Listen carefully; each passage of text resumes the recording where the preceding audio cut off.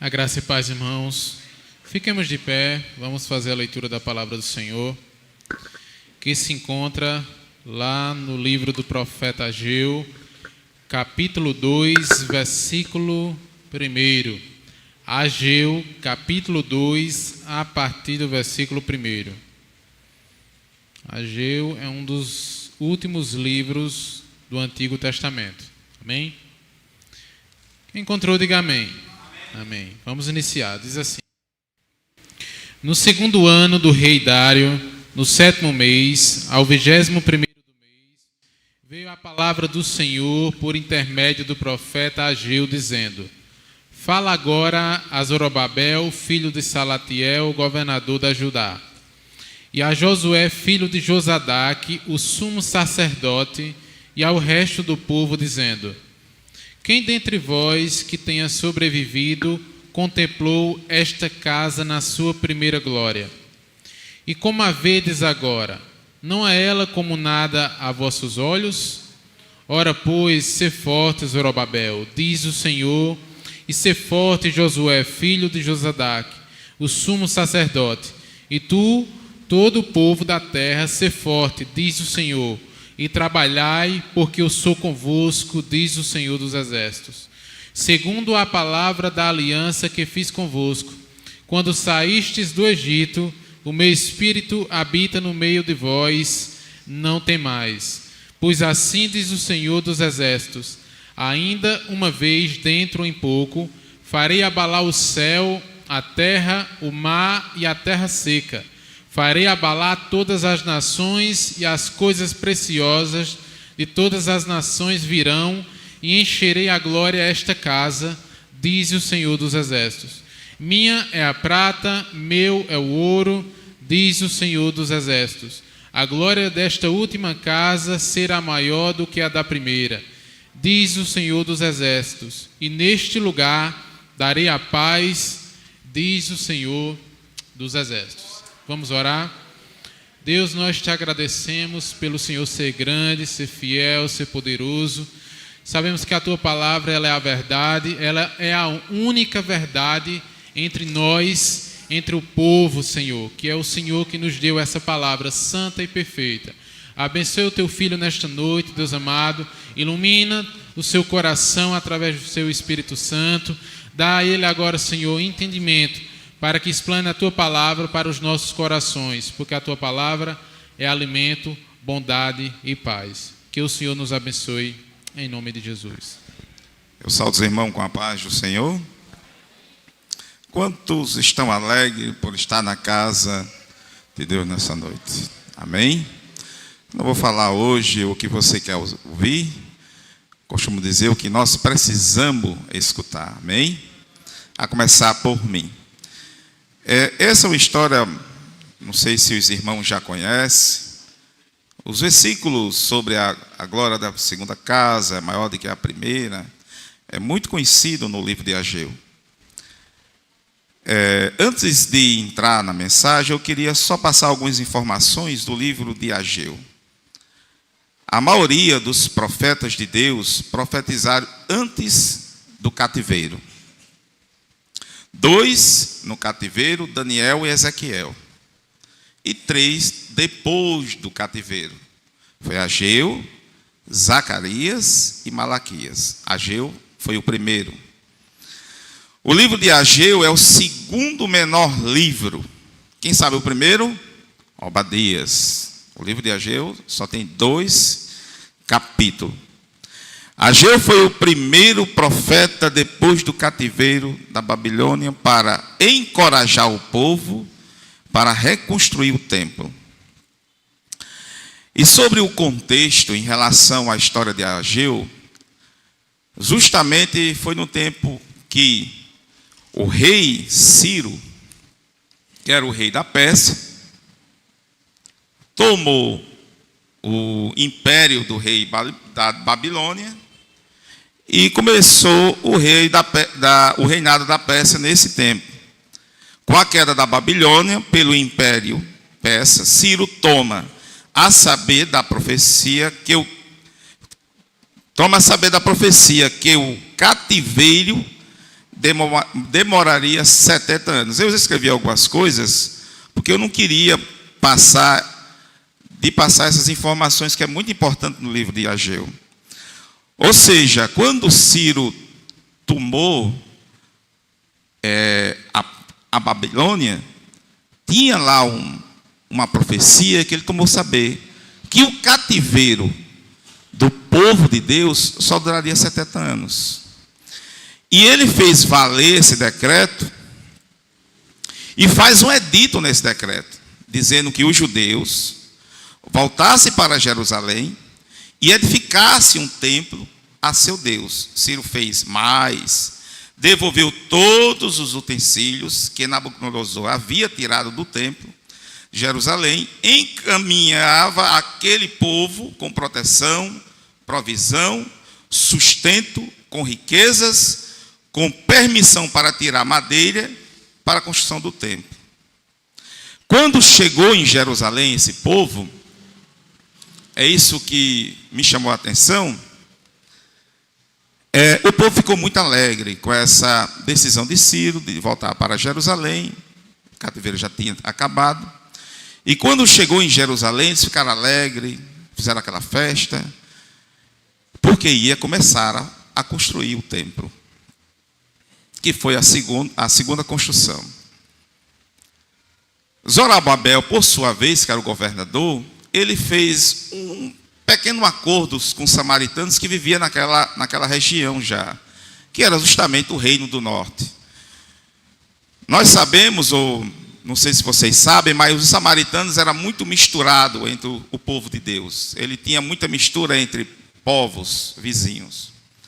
E os samaritanos, por sua vez, fez a cabeça de Artaxerxes, que foi um dos reis que foi naquele tempo, começou a reinar. E Artaxerxes, por sua vez, ele proibiu a construção desse templo. E depois que ele proibiu, passou 16 anos, amados. 16 anos sem construir nada. Saíram da Babilônia, da antiga Babilônia, chegou na terra e passou 16 anos proibido de construir esse templo.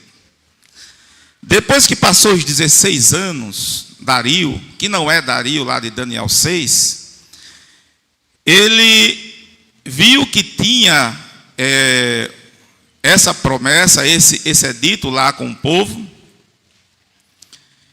e ele simplesmente aniquilou essa decisão de Artaxerxes, que não ia mais ter essa proibição e o povo podia construir o templo e Jerusalém. E nesse contexto, sobre essa proibição e depois essa liberação, o povo tem a liberação para construir novamente o templo de Jerusalém. E Deus, nesse momento, levanta Ageu. Sabe por que levanta Ageu? Aí eu vou para o primeiro capítulo de Ageu, depois eu vou chegar no segundo, e vou tentar chegar até no quarto, que o livro, eu vou ler o livro todinho hoje com vocês, bem rápido. São 4 profecias, o livro de Ageu, são 4 só. Eu não sei se vocês entenderam hoje, mas o hino que foi cantado por Ana Cláudia, depois a irmã Gorete, ele chama o povo. Você lembra daquele primeiro amor, aquela primeira caminhada? Os hinos começam a chamar o seu povo para isso. E eu fiquei inquieto com essa palavra, que na madrugada Deus me inquietou para trazer para a igreja hoje. E Ageu, ele tem 4 profecias nesse livro. Quem escreveu foi o próprio profeta, o Ageu, certo? E nada sabemos de Ageu.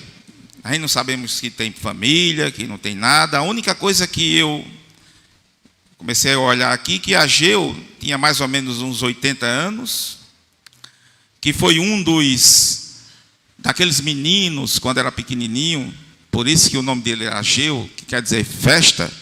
Com certeza esse nome não foi dado lá na Babilônia, que é menino nascido no dia de festa, que Ageu tinha conhecimento da glória do templo, daquele templo. E quando Deus levantou Ageu, foi nesse contexto que Dario tinha liberado para construir aquele templo novamente. E eu vou entrar agora na mensagem, só para a gente entender em relação a isso, que a primeira profecia, que quando Ageu é levantado por Deus para dar ao seu povo, preste bem atenção. No ano seguinte, o rei Dario, no 6º mês, no primeiro dia do mês, veio a palavra do Senhor pelo ministério do profeta Ageu a Zorobabel, filho de Sealtiel, príncipe de Judá, e a Josué. Zorobabel, na verdade, era o governador, Josué, o sumo sacerdote. Assim fala o Senhor dos exércitos, dizendo: este povo diz, não veio ainda o tempo em que a casa do Senhor deve ser edificada. É para vós tempos de habitardes. Veio, pois, a palavra do Senhor pelo ministério do profeta Ageu, dizendo: é para vós tendo tempo de habitardes nas vossas casas estucadas, e esta casa de ficar deserta? Ora, pois assim diz o Senhor dos exércitos: aplicai o vosso coração aos vossos caminhos. Semeais muito e recolheis pouco. Comeis, mas não vos fartais. Bebeis, mas não vos saciais. Vestivos, mas ninguém sequer e o quer receber salário, recebe salário num saqueal furado. Assim diz o Senhor dos exércitos: aplicai o vosso coração aos vossos caminhos. Subi o monte e trazei madeira e edificai a casa, e dela me agradarei e eu glorificarei, diz o Senhor dos exércitos. Nessa hora da profecia, amados, o povo foi liberado a construir o templo, e o povo não quis construir. Sabe por quê? Porque eles estavam ocupados com as suas casas, eles estavam ocupados com suas famílias, eles estavam ocupados em agariar bens, e deixou a casa de Deus de lado. Por isso que, quando antes de Deus levantar em profecia Ageu, diz assim: assim fala o Senhor dos exércitos, dizendo: este povo diz, não veio ainda o tempo em que a casa do Senhor seja edificada. E eles pensavam que não era tempo ainda. Ora, o tempo não era quando foi proibido, mas já estava liberado, podia construir. Ora, já foi liberado desde o tempo de Dario, da saída que Dario liberou para ter a madeira, mas ninguém quis construir. E o povo ficou lá quieto, sem fazer nada.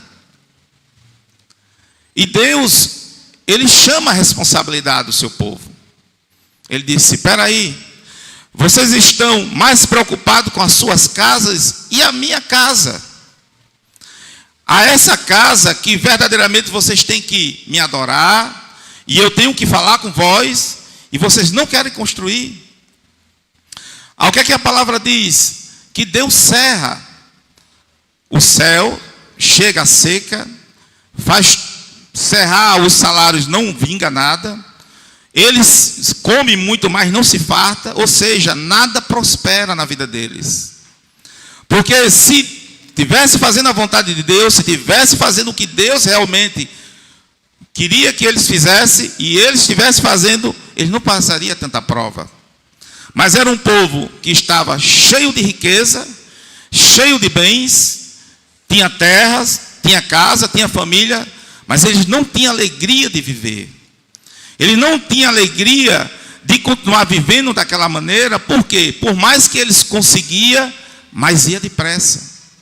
Sempre ia mais depressa, porque não tinha a bênção de Deus sobre aquelas situações que eles estavam vivendo. Eles se preocuparam mais com as suas casas do que a casa de Deus. É por isso que eu coloquei aí, hoje eu não sei se eu botei um tema em relação a isso, é com amor e por amor.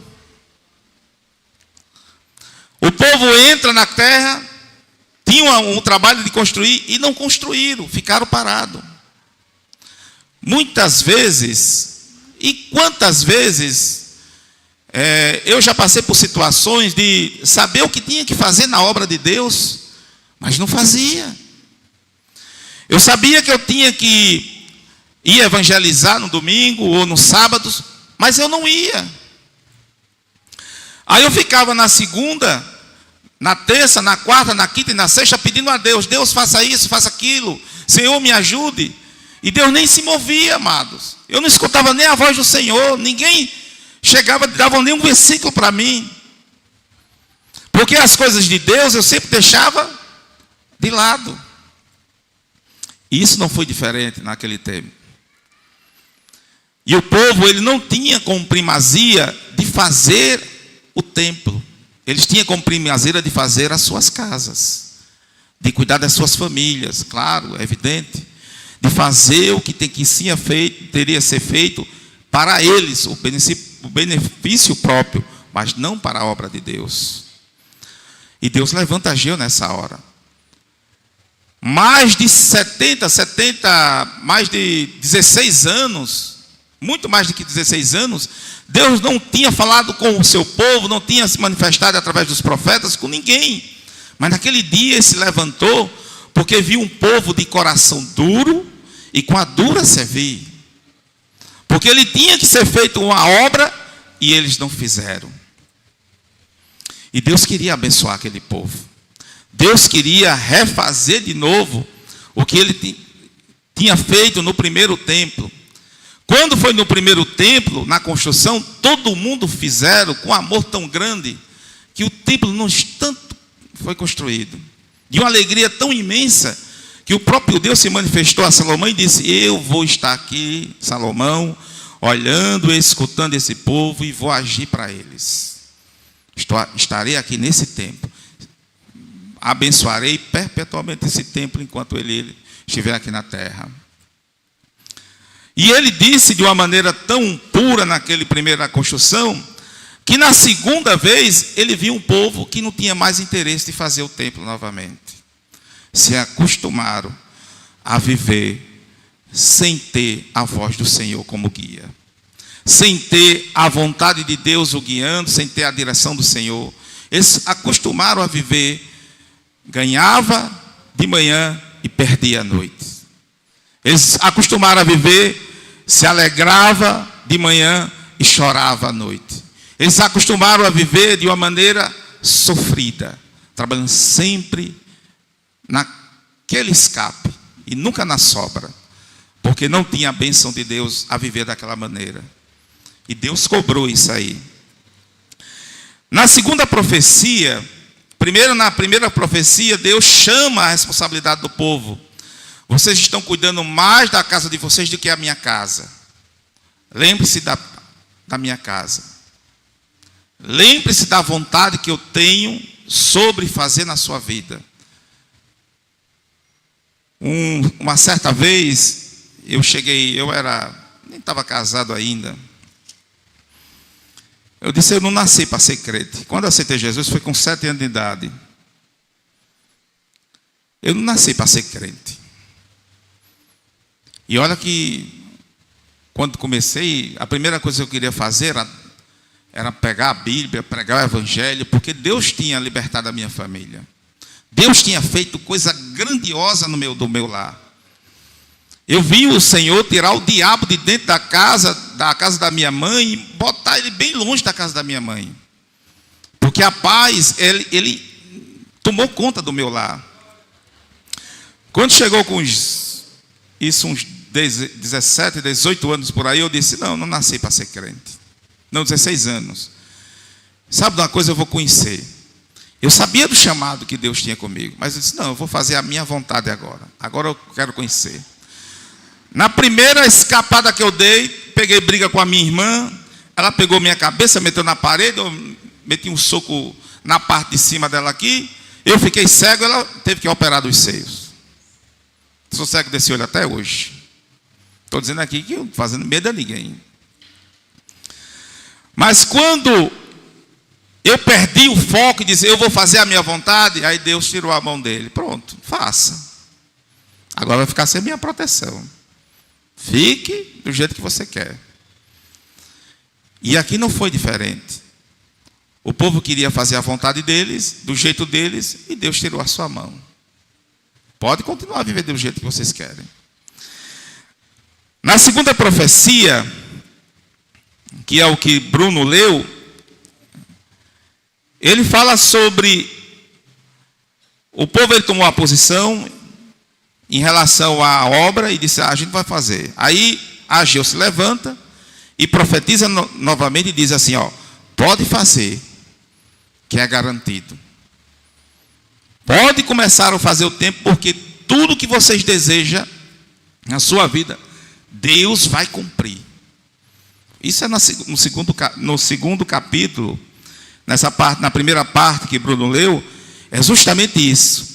Deus disse, pode fazer. Como eles começaram, pronto, agora vocês vão ver que vai parar a seca, que as coisas vão começar a multiplicar, que o gado vai começar a dar o seu fruto na maneira certa, e tudo vai acontecer para as suas bênçãos, porque quando nós estamos fazendo a obra de Deus, o templo, vocês vão ser abençoados. Ou seja, quando eu estou dentro do querer, as coisas começam a clarear, porque a gente tem a bênção do Senhor sobre nós. Quando a gente não quer fazer a vontade de Deus, ou não entende e não quer entrar na vontade de Deus do jeito que Ele quer, aí Ele tira a sua mão. Pronto, pode fazer a sua vontade, mas nada prospera. Mas quando o povo disse, vamos fazer, aí Deus começou a agir a favor do seu povo. Na terceira profecia, eu queria depois que os irmãos lessem, mas ele fala sobre a questão do povo que decidiu em fazer, mas eles faziam de maneira relaxada. Aí Deus não se agradou. Ele disse, espera aí, vocês querem fazer as coisas boas que vocês queriam construir o templo, estão fazendo para suas casas e só traz o seu beijo para a minha? A terceira parte da profecia, que é a terceira profecia, fala justamente isso. Vocês querem dizer que vocês querem sacrificar cadáver para mim? Quer dizer que vocês comem a coisa boa e vêm para mim e sacrificam a carniça, em outras palavras. Vocês vêm para a minha casa e vêm fazer a obra amarrado, sem querer vir, sem vontade de vir, e fazer conforme o que eu estou pedindo, não por amor. Se não for por amor, amado, se não for por amor, pode ficar em casa. E ele até fala, porque eu sou dono do ouro e da prata. Ele diz ao povo, se não for por amor, pode ficar em casa. Vá cuidar dos seus afazeres. Deus quer dizer ao povo, eu não quero esmola. Eu não quero depois que você estiver cansado. Eu não quero você aqui depois que você estiver morto. Eu não quero aqui depois que você estiver dizendo assim que não pode mais fazer. Eu quero agora. As primícias. É logo de início. Agora, por amor. E com amor. Porque vocês vieram fazer a construção, mas estão vindo obrigado. Eu não quero que vocês façam o templo obrigado. Eu quero por amor. Imagina só, se Deus quiser levantar qualquer pessoa na face da terra para fazer uma obra que você tem que fazer, eu tenho que fazer, Ele levanta. Mas quando é você que tem que fazer, vai ser você mesmo. E a cobrança vai continuar, a cobrança vai continuar, a cobrança vai continuar. Porque é com você que Deus vai fazer essa obra. Assim como aquele povo. E o povo vinha, não vinha com vontade própria, vinha aquela amarrado, trazia os sobejos, as casas deles eram palacete, mas na casa de Deus era uma destruição, tudo era sobra, e Deus, ele viu isso aí. Ele disse, não é assim que eu quero. Se não for com amor, se não for as primícias, se não for verdadeiramente por obediência, primeiramente ao amor que você tem comigo, então não adianta. Não adianta trazer seu dízimo, não adianta trazer as ofertas, não adianta trazer nada. Aí ele diz assim na palavra, porque eu sou dono do ouro e da prata. Se eu quiser dinheiro, eu tenho dinheiro. Em outras palavras, ele quer dizer isso com o povo. Se eu quiser que isso aconteça de uma maneira, vai acontecer. Mas eu quero um povo que venha a obediência em amor, não por obrigação. Amados, vim para a igreja e não olhar quem não faz e mesmo assim fazer, isso é amor. É a mesma coisa de eu perguntar aqui, irmão Cícero, o senhor pode pegar a gasofilaça e botar aqui, por favor? Aí irmão Cícero diz, rapaz, eu vim aqui só para trabalhar, por que não mandou o irmão que está mais novo do que eu? Se a gente não vir por amor, não adianta. No Cidade Verde, eu já até disse isso para os irmãos, eu já disse até para o presbítero que eu me identifico muito com o início da igreja. É bom demais quando você está no início da igreja e vê as cadeiras todinhas e não vê ninguém. Eita, como é bom. É bom? Eu fico ali animado. Aí eu começo a orar pelas cadeiras. Senhor, te agradeço por quem vai sentar ali, te agradeço por quem vai sentar ali, quem vai sentar ali. E sempre agradeci pelas pessoas que iam entrar na igreja e iam sentar naquelas cadeiras. E às vezes a gente saía daqui para o Congo,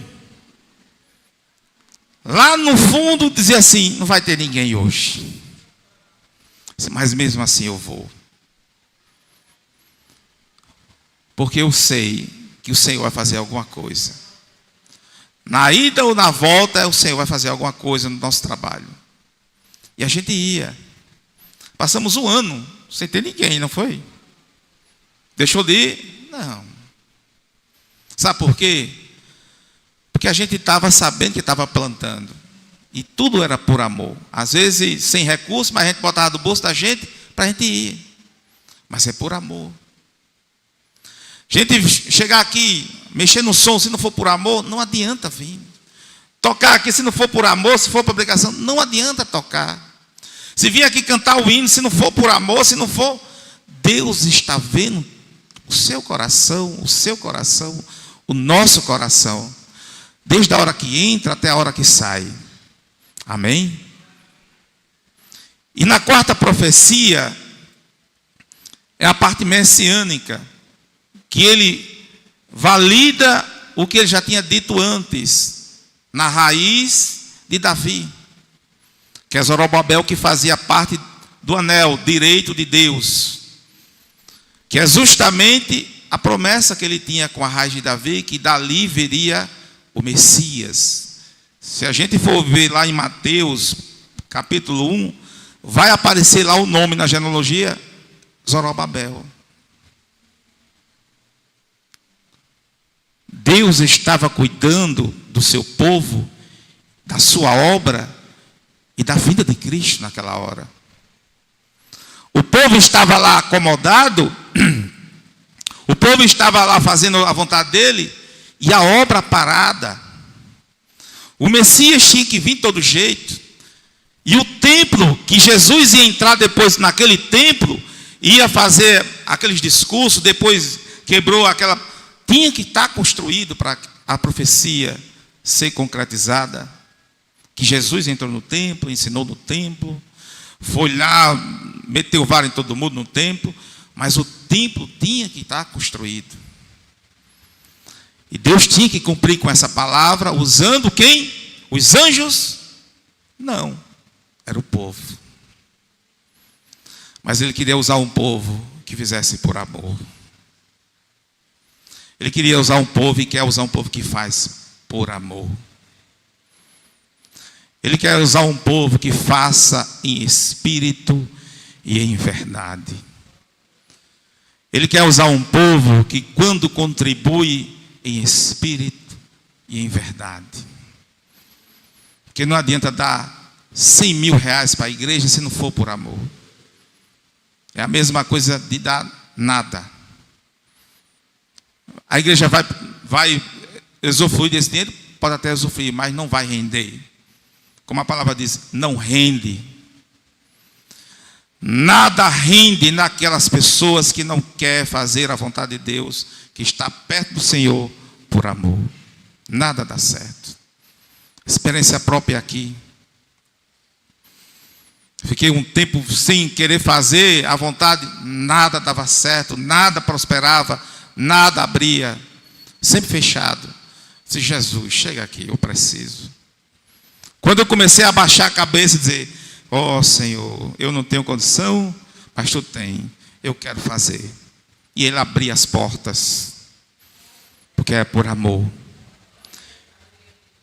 E a mensagem que eu deixo é essa, irmão, para os amados, é simples, objetiva, em relação ao livro de Ageu.